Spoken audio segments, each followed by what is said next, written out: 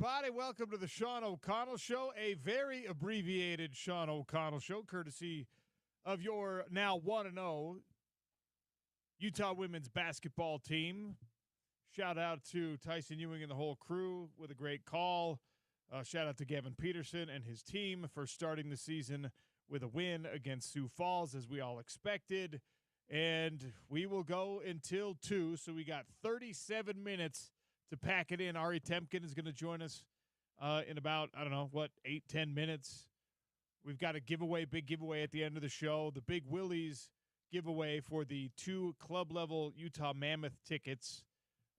We've been building towards it. All you had to do was go into Big Willie's at 1717 South Main, Salt Lake City Sports Bar, and tell them you heard about it on the Sean O'Connell Show to enter your name in the drawing. We will reveal who wins that drawing at the end of the show today. Man, what a weekend in sports. You had the conclusion of what some are calling the greatest World Series in baseball history. Now, that is a superlative that when you're talking about baseball, you have to be really, really careful because we have a long and storied history in this country of good, bad, ugly, every level of baseball. But, man, what an incredible World Series. The Dodgers go back-to-back. Game 7, extra innings, craziness happening, play at the plate, force out, looks like, did his foot come off? Did it get back on? The replay, home runs back and forth, and, of course, the warning track. Kike Hernandez gets taken out by the center fielder coming over and help, and Blue Jays hit into a double play to finish it out. All of that, by the way, timed with exceptional perfection to happen the deciding moments at halftime of the Utah football game. Utah-Cincinnati at Rice-Eccles on Saturday night. Shout out to all of you who showed up. The atmosphere in the blackout game was spectacular. Shout out to Utes Equipment. The uniforms looked phenomenal. The hand-painted drum and feather, again, just slick. They are like undefeated from a artistic perspective on those hand painted helmets. The only downside, I think, of the weekend in sports was that you didn't get to see BYU play, and BYU's a really good team right now. We got to see how it all shakes out. College Game Day will be going from Salt Lake City to Lubbock to watch BYU and Texas Tech. Those are 2 top 10 teams right now. And then the Mammoth lost on Sunday, the first home loss of the season for the Utah Mammoth on Sunday, which is a bit of a bummer. But we roll on here on ESPN 792.1 FM, your home of the Utes. James Peterson is playing through the pain today, a little under the weather, shows up hurt, right? Because at this point in the season, nobody is 100%. And James knows it, and he's just like, you know what? I'm going to go ahead and I'm going to play. So we appreciate him pushing through on a less than ideal Monday. There are so many things that we could take away from this game. And look, we're going to flesh out with more detail and to a greater extent tomorrow because we have a full show tomorrow. We'll have our typical guests for a Tuesday. Gordy Chiesa is going to join us, and Jerem Jordan for some red and blue as they get ready for the biggest game of the season outside of the Holy War. And, of course, we'll check in with Jeff Schwartz. We'll have a college football playoff ranking. The initial one comes out tonight, and we will have that to react to. But right now, the University of Utah, what you can say about this team is they know how to respond to disappointment. This is a group that represents what we have come to know as the Utah football culture over the 21 years of Kyle Whittingham's tenure. This is a group with a lot of love for one another. This is a group with some resilience. This is a group that, despite not having really big-time mega-star performers in the flashy positions, it's a team game, and these guys play complementary football like a team. We have begged for years to have a Utah offense that can put together performances like this one. They can hang 38 and 45, and you've now blown out at home 2 Big 12 opponents. After you came into the year with that sort of like outlier, strange fluke of a stat. Rice Eccles was a house of horrors for visiting teams in the Pac-12, and it had not been that way in the Big 12, and now this team has restored that. Brendan Sorsby and Cincinnati, Sorsby, I shouldn't say Brendan Sorsby and Cincinnati, I should say Brendan Sorsby is a hard player to play against. He is that whole team. He's a guy who, he's second in the Big 12 in quarterback rating. His touchdown to interception ratio coming into the game was 20 touchdowns, 1 interception. He was intercepted against the Utes. And by the way, that was a tipped ball, so it was like less his fault than a typical interception is. And you still were able to corral him, hold him below every season average that he's got rushing and passing. Took it out of the game. Aside from the two big-time plays, the two explosive plays, Cincinnati's offense was just inept when it came to scoring, and you blow out the Bearcats, you replace them in the rankings, you're now number 17 in the top 25, and this Utah football team found a way against a group that a lot of people were high on and a lot of people thought could do something. Now, what does that mean for you in the Big 12 championship race? Not a ton, except that the head-to-head matters, obviously. You still need help. You're still not in control of your own destiny. But Houston lost this weekend a conference game. Cincinnati obviously lost a conference game. BYU and Texas Tech both have tough opponents because they're playing one another next week. And Utah has a very, very, very winnable game after the bye week against Baylor. The bye week comes at a really great time because Spencer Fano left this game for a brief time, went to the tent, was being carted around, comes back with the knee brace on. He typically doesn't wear the knee braces. Now's a great time to get somebody like that a little extra healing done. Everything that you were worried about that you thought was falling apart last year is still in place. Everything that you were stressing about, worried about in the Texas Tech and the BYU losses, this team has shown you now twice in response that they are, yes, still a college football team. Yes, still 18 to 22, 23-year-olds. But this is a group that plays well together, that has great team chemistry, that preserves the Utah football culture that we were wringing our hands over. It's a team that is more than capable of finishing out the rest of the season. And if you end up 10-2 with a bunch of blowout victories, that's all you can do. That's all you can ask. Keep it all in play. Excellent performance by multiple guys that we've seen good things from, maybe not such great things from. Mono Carvalho with the punt return touchdown after almost breaking the punt return before that. His teammates then coming to his defense in the postgame. And guess what? Ryan Davis, guys, after all of our whining about Utah not having a wide receiver room, Ryan Davis is the fourth most productive wide receiver in the Big 12 Conference. You can tell I'm trying to cram it all in today. We'll talk about lots of it tomorrow. Ari Temkin, Big 12 Radio, Big 12 Today on TuneIn Radio is going to join us, as he always does on a Monday, to recap another wild weekend and, of course, to look forward to what's coming next. It's the Sean O'Connell Show on ESPN 700, 92.1 FM.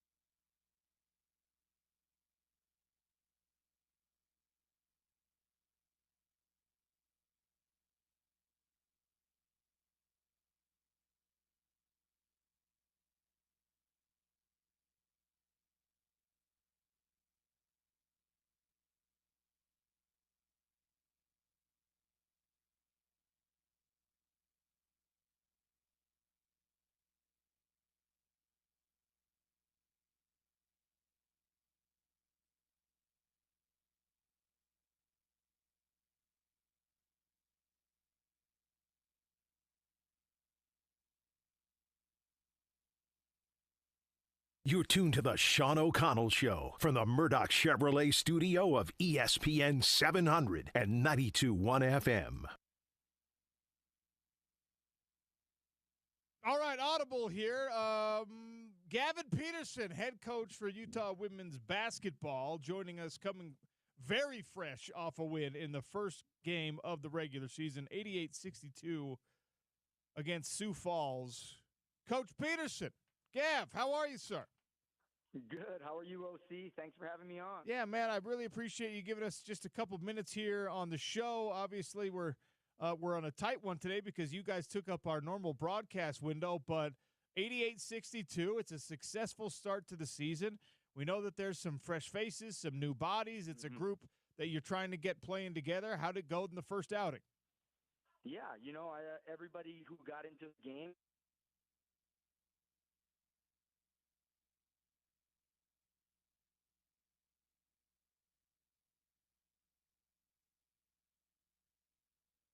All right.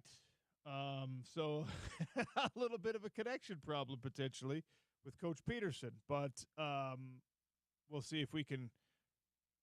Coach, you got me? Test 1, 2. Can you hear me? Okay, there we go. All right. So we lost you after you said everyone who got into the game. So pick it up right there. Yeah. So everybody who got in the game got to score a basket. So that leads to some good team spirit and getting ready for our next game. But led by two freshmen. Evelina Otto had 15, Avery Olmstead with 14, and then we had four others that were 1 or 2 point off 10 points for the game. So a lot of balanced scoring, 21 assists on 28 made baskets. So really happy about that. You also did a good job on the boards, out-rebounded Sioux Falls by, 22 total rebounds. Did you like the work your women did in cleaning up things off the boards? Absolutely. We had 18 offensive rebounds, and that's something that goes with, if you're going to shoot a lot of threes, you're not going to make them all. So make sure you give yourself that second effort and another chance to shoot the basketball. So really proud of their effort on the boards with 18 boards, and that allows you to shoot freely from the three-point line. Before we let you go, Coach, we had an opportunity to speak with some of your athletes at the Red Zone store on campus last week, and one thing that they all mentioned was that you're doing a really good job of making sure that this team is having fun along the way. Now, I know in the current age of college sports, it's not easy to focus on the fun, right? It's a business, and it's all about winning. So, why is that so important to you and to your staff to make sure that even the film sessions, the good, bad, and I was told about the ugly, that's something that you're obviously emphasizing? Yeah, we feel that our makeup of our roster, we have a lot of high achievers in our program. So we know that they're pushing themselves to be that. So we are at our best when we are having fun, when we're smiling, when we're allowing, the game to come to us and not put so much pressure on every single possession or every single shot attempt. I think we are best when we're confident and we're smiling and we're being great teammates to each other. So that's something I told them I will not all season long. I will not let that go. I will make sure that I'm getting that vibe and energy from them at all times, whether it's in practice or especially in games. All right, before we cut you loose, what's a quick scouting report on Utah State, your next opponent? Oh, man, they are in-state opponent. They're going to play with a lot of pace. They're going to play 94 feet of defense for 40 minutes. They're going to test us, and they're going to make sure that we take care of the ball, or if we turn it over, it's going to be a layup drill or a open shooting drill for the Aggies. So we got to make sure we take care of the ball, handle their pressure, and then just match the intensity of an in-state game that it is. And so we've got to go to Logan, got to put our road hats on, and we got to go to battle. 1-0. The best thing about being 1-0 is a chance to be 2-0, Coach. Appreciate you giving us some time today. Congratulations on the good start, and we'll be checking in soon. Thanks, OC. Go Utes. Head coach of Utah women's basketball, Gavin Peterson, always good to give us some time, and we're lucky to grab him today. I told you we were going to catch up with Ari. We're trying to fit a whole show into like 40 minutes, okay, guys? So just bear with us here. James, are we gonna get Ari? Are we gonna? Okay, so we're gonna. So we're taking a break here. Quick break. Back with Ari Temkin on the Sean O'Connell Show, ESPN 700, 92.1 FM.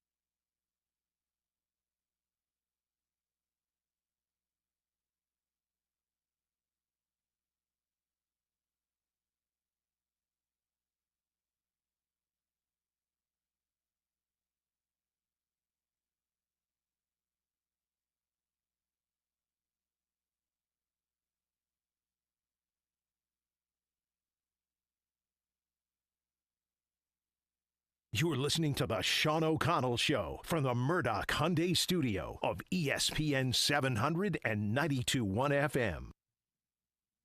Sean O'Connell Show on ESPN 700, 92.1 FM. Shortened show today, so unfortunately shortened conversation with our friend Ari Temkin. Big 12 today on TuneIn Radio, but we'll get what we can because this man is an encyclopedia of all things Big 12. Ari, welcome to the show. How are you? I'm great, OC. How are you, buddy? Doing awesome. There's some, I guess, excitement bubbling back up here in Salt Lake City. Shook the monkey off the back in terms of the game day performances, college game day in town. And, you know, we talked about it last week. The big noon and the college game day thing hadn't worked out all that fortuitously for Utah football in recent history. But Saturday night was an impressive performance, 45-14. Blowout victory over the then 17-ranked Cincinnati Bearcats. Now Utah is number 17 in the country. Both teams sit at 7-2 coming out of that one. What was your biggest takeaway?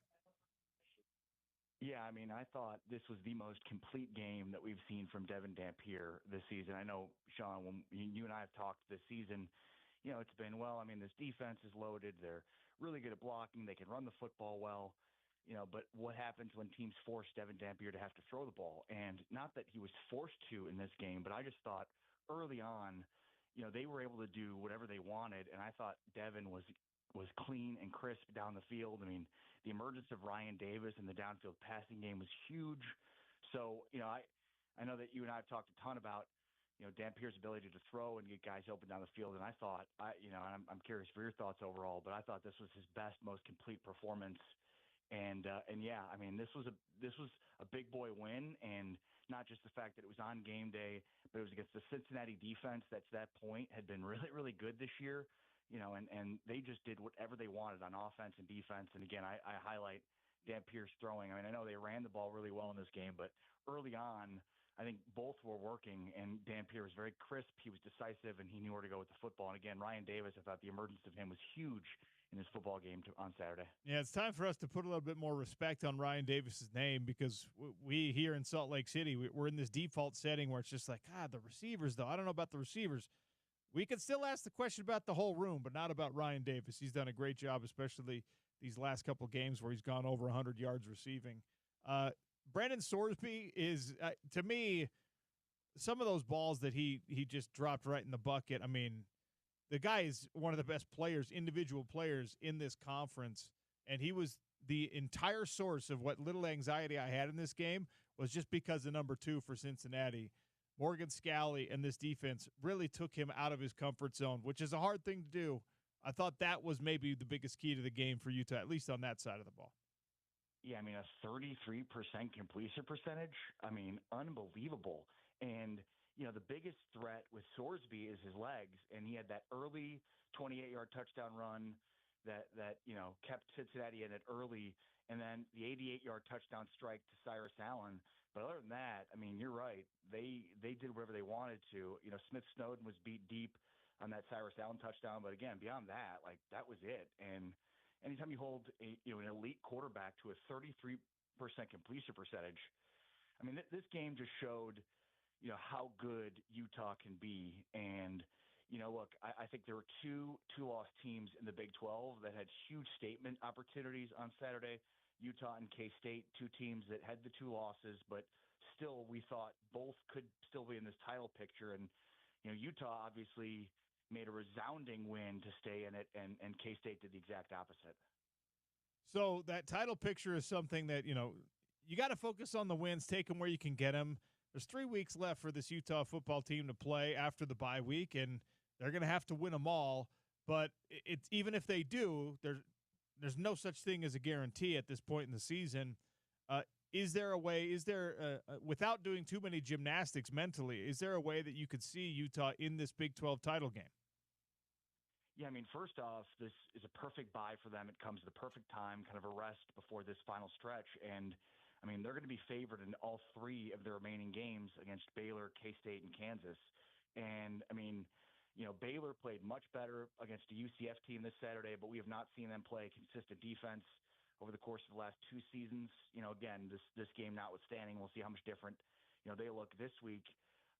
But, the other thing OC, I think, to think about is right now there's 2 Big 12 teams in the top 10. Utah's right there in terms of the top, 17, and there's a good chance that in this idle week they get to move up here in the next week. And, look, if they get to the Big 12 title game, it will have meant some things fall their way. But if they don't, I still see a situation in which Utah could be a playoff team, even with 2 losses and without playing, in the conference championship game. Because let's just say Texas Tech beats BYU this weekend, and then that's the rematch in the Big 12 title game, and Texas Tech wins again. I think there's a really good opportunity for Utah to be sitting there with an opportunity to get into the playoff. I think this is a year, and it's something we've obviously evaluated throughout the course of the season, that the Big 12 is going to get 2 playoff teams, especially now given that there's 2 teams in the top 10. And, they play each other this weekend, and I don't know that it will have much in terms of a bearing on how far the loser will fall, and especially if they match up again in the Big 12 championship game. Ari Temkin is our guest here, Big 12 Insider on TuneIn Radio. He hosts Big 12 Today. So you just mentioned the 2 top 10 teams, and this is the college game day visit. This BYU Texas Tech is a massive game, not only for those 2 programs, but for the conference as a whole. BYU is a big underdog. They are not convincing Vegas. They are not convincing their doubters, despite being 8-0 on the season, despite the fact that Bear Bachmeier is playing with a calm and poise well beyond his years. How do you see that matchup? Yeah, it's really interesting. 10.5 points that this line started at. And, yeah, I mean, the game's in Lubbock, so maybe that gives him a little bit, of a touch-up. But it does feel kind of all year, OC, like Vegas has been wrong in underestimating BYU. And while I expect Texas Tech to win this game, I don't expect it to be by more than a touchdown, and I feel like it's going to be close. So, I mean, at this point, I love taking the points in this game. But, yeah, I mean, Texas Tech defensively is as good as anybody in the conference and anybody in the country. And I think that's sort of how we have to, it's almost like it's hard to see or view Texas Tech good defensively, but they are. I mean, David Bailey, Romello Height, Jacob Rodriguez. I mean, they turned Kansas State over 5 times. They scored 28 points off of those turnovers, and especially down the stretch of the game against K-State. So, they beat K-State, Texas Tech did, at their own game. And so I think, they make teams uncomfortable with their pass rush. It's so good and so relentless. Even with the loss of Skylar Gill-Howard, like they're still really good on their defensive front, and that's Bailey and Height that really cause a ton of disruption. And because of that, it opens up opportunities for Jacob Rodriguez and that secondary, Bryce Pollock as well. So, yeah, I mean, I think this will be as good of a test as BYU has faced in terms of the defensive effort. Now, similarly, we saw what BYU did offensively against that Utah defense. And that's, it's funny enough, Utah, it's the only close game they played this year. Every other game they've been in has either been a blowout their way or the other way. It's kind of wild. But, yeah, I mean, I think ultimately I do like Texas Tech to win this game on Saturday. But, I've been counting out Bear Bachmeier and BYU all year, as most have. And it feels like they just continue to meet the occasion. Having the week off is huge because Texas Tech did not. They were not idle and had to play K-State. So, again, this will be a really tough defense on the road for Bear Bachmeier, but, he's done this before. I mean, he's won in tough environments. He's won, obviously, tough games on the road. He's been able to play even when, he doesn't have everything intact. So I think this guy has been able to do everything that they've asked him to do, and so there's a reason they're in this position. But, yeah, I mean, Baron Morton and this offense, they've got so many different ways to beat you, and if you take away one thing, they give you another thing, and I think they've just got great weapons on the field. Jacoby Williams, Cameron Dickey didn't have a great game for Texas Tech running the ball, but Jacoby Williams did. So they're just so tough to game plan for because they can beat you in so many different ways. Is there I know we talked about Texas Tech all offseason, and we've been talking about the sort of financial element that has allowed them to be in this place, but you have to identify the talent. You have to integrate the talent. I mean, David Bailey, we knew was a talented guy. He is way better at Texas Tech than he was up until he arrived in Lubbock. Has anyone done a better job of deploying the funds and then coaching these guys up in the transfer portal to create actual on-field results than Texas Tech has in 2025? I mean, it's such a good point, OC. I think it's just obvious to say, oh yeah, Texas Tech's really good because they spent a bunch of money, but it's not that, right? We've seen teams in all of sports, spend a bunch of money, throw money at the problem, and that hasn't fixed it. I mean, you've got to have the right coach and you know this, OC, you got to have the right coach that can bring a group together. Romello Height is a guy he is very much a well-traveled, very good defensive football player. But, I mean, the fact that he's basically a mercenary and has spent all this time in multiple seasons in different places, that says that you've got to get the right kind of coach that coaches them up, that gets the group to play together. Because they do have a bunch of mercenaries that are coming in here as guys that wanted to get paid. But, motivationally, you need to do, as a coach, whatever you can to get the team, tugging on the same rope, moving in the same direction. That's not easy to do with some of these guys. Again, Romello Height has made a career out of being in different places and has never played as well as he's playing right now with Texas Tech. So I told Joey McGuire at Big 12 Media Days, yeah, you've got the talent. Now it's on you. And he agreed. I mean, it's talent was the issue in previous years in terms of top-end talent, top to bottom, especially on defense. That's not the problem anymore for Texas Tech. And so the issue was, all right, do they have the right coach to bring this group together? And if you've watched or been around Joey McGuire, you would have figured he was the right guy, but you had to see it. And that's what we've seen this year. The way that he's brought this group together, it's one thing to be talented and have the talent that they have. That's part of the equation here, but you got to get everybody moving in the same direction, and that's a huge part of what's made Joey McGuire so successful. I think it's a huge part of, obviously, what's made Kyle Whittingham successful, right? In previous years, that defense might have checked out because the offense had been so bad, but that takes a good culture, a good group to understand, this is one group moving in one direction and getting that group to buy in. So, yeah, I mean, I think it's so easy to just sit there and be like, oh, yeah, Texas Tech's good because they've got talent. Talent is one important ingredient to being successful, but it's how do you bring it all together? How do you get the guys from a chemistry standpoint playing together. That is most important, and that's not easy to do, especially when you have the group of mercenaries like Texas Tech does. And Joey McGuire, give him credit for bringing it all together. Did the ACC, the top teams in the ACC, not having a great weekend, did that help the sort of conversation, perception, et cetera, of the Big 12 as we await the first college football playoff rankings of the year? I mean, I would hope so. The one thing at this point that the ACC would have on the Big 12 would be that favorite talent metric, right? Like they've got a bunch of 4 and 5 stars at Miami, at Clemson, at Florida State, right? So it was always going to be thought of in a much better light based on that top-end talent that they have. And yet, Miami suffers another loss like they did. Georgia Tech now, they take a loss to a Maryland team. They take a loss to a North Carolina State team. So, yeah, I mean, look, the Big 12 did a really good job in the non-conference against the ACC, and now the ACC is beating itself up. And when you've got an undefeated BYU team and you've got a Texas Tech team playing at the level they're playing at, and then you look at the record head-to-head between these two conferences, I mean, Colorado has just given up 105 points in 2 straight games, and they went toe-to-toe for the most part week 1 with Georgia Tech. So, UCF beating North Carolina, like UCF is 10th or 11th in the Big 12, and they went, they beat a bad North Carolina team that just got its first ACC win. Baylor is not even very good. They beat SMU. That's the team that beat Miami in overtime. So, yeah, I think perception-wise, the ACC maybe had a few notches from a talent standpoint, which plays into some of these metrics. But I would hope that when these first college football playoff rankings are released, they're reflected in the Big 12 as a far superior league in 2025. All right, you're the absolute man. Appreciate you giving us your time every Monday. Thank you, sir. Take care, OC. Be well, brother.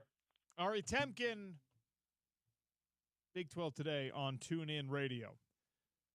All right, we have a Big Willie's big giveaway.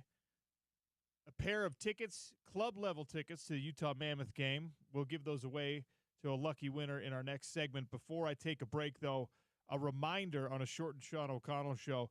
Now is the time of year where you need to make sure that everything with your car is dialed in, okay? Fall break for the kids is coming sooner than later. You might be taking a road trip, go visit Grandma and Grandpa. You do not want to be doing that on slippery roads, on bumpy roads, on dirt roads, on cabin roads.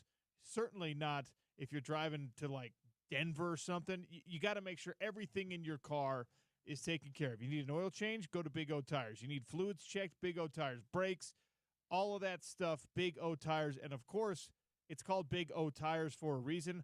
Multiple locations up and down the Wasatch Front. Go to bigotires.com, request an appointment.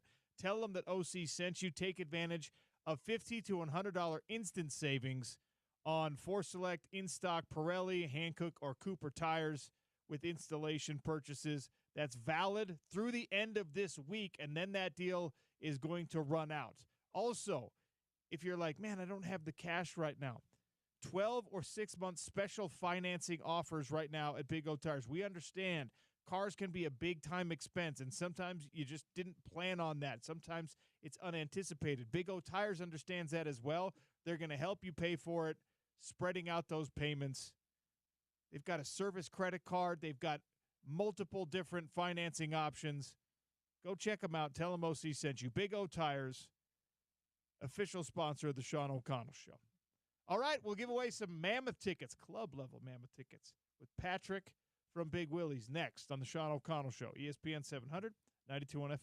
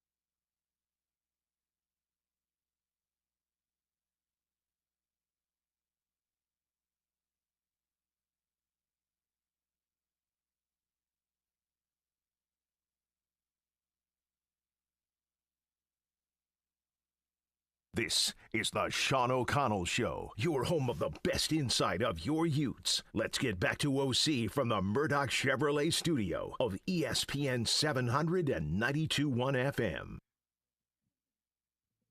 All right, Sean O'Connell Show on ESPN 792.1 FM. You folks know I'm a conspiracy theorist with like the NBA draft lottery, so we're making our process very transparent, all right? We've been talking for a couple weeks now. Big Willie's giving away 2 club-level tickets to a Utah Mammoth game to lucky listener who went down to Big Willie's at 1717 South Main, said they heard about the bar and restaurant down there because of the Sean O'Connell Show. Put your names into the hopper for some drawings. And Patrick and Michelle are here with us and actually brought the official tumbler in with them. So we're going to do it on YouTube. You can see it. ESPN 700 Sports Utah on YouTube. You will know that there's no tomfoolery happening here. No ping pong balls. There's no ping pong balls. It's just papers with people's names on them. And we're gonna draw one out right now. By the way, Patrick and Michelle kind enough to bring in a pastrami burger with tots and 2 fry sauces. You know me so well. We do. We know you love the fry sauce. You know how much I love fry sauce. I don't know what you love more, maple syrup or fry sauce. I love maple syrup more than pretty much everything except my children. Does your audience know your love for maple syrup? I don't know that I spend a lot of time volunteering that I will literally drink it because it makes me sound like some type of degenerate. But since you brought it up. Yeah, I mean, so a quick story. We would get off work at downtown Lumpy's. We'd all head to Highland Lumpy's, which there's a Del Taco by. Right next to it. We'd go through it, order tacos. Sean, for some reason, ordered French toast sticks with 6 sides of maple syrup.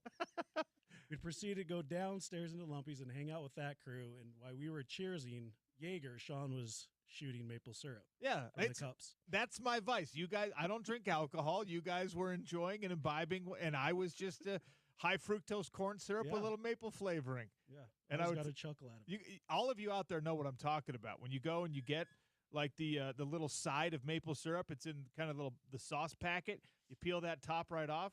It's perfect. It's the same as the shot glass. They kept it warm somehow. Yeah, Del Taco. Probably just in somebody's pocket the whole time on their shift. I don't know. All right, let's do this. Let's draw our winner.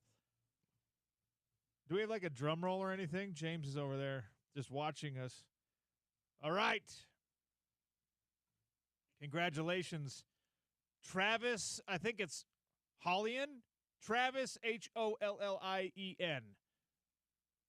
You are the winner of 2 club-level tickets to a Utah Mammoth game. Have you decided which game you're going to take them to? I think we're going to try to do the one on November 14th. It's the Islanders versus the Mammoth. All right. 7 o'clock. So we'll be in contact. We'll email and call, and we'll get all the arrangements. Travis, well done. 1775 is his number on the text line, 877-353-0700. Congratulations to Travis. Guys, thanks for doing this. It's, I'm not giving away my tickets. You are the generous ones. I appreciate that. You're welcome. And thanks for the burger, and thanks to all of you for listening. What's coming up this week at Big Willie's? It's a bye week for Utah. It's a bye week for Utah, so we have a pretty good slate on Sunday with the NFL. It was really busy, good energy. Everybody loved the Bengals and Bears game yesterday. It was pretty good vibes in there watching that unwind. So, yeah, come on down. It's fun. Cheer your teams on. Have some cheap drinks, some good food, and we'll see you on Sunday. Whether you're watching hockey, football, baseball season's over, so you got to wait until the spring, I guess. You're watching UFC fights, anything that you need, any sporting event that you're like, hey, I need a good meal, I need some cold drinks, and I need a TV in front of me so I can watch this. Just head down to Big Willie's at 1717 South Main. Let them take care of you. Tell them OC sent you. They're always hooking up our listeners, just like they did today for Travis. That's a couple of tickets. You better have a good date, and if you don't, I'm coming with you. Yep, that's how it works. Thanks for listening to the Sean O'Connell Show. Thank you, Big Willie's, for coming in. Spence Checketts in the drive next, and I've chewed up a little bit of his time, but he'll forgive me for that. ESPN 700, 92.1 FM, proud part of Utah's ESPN radio network.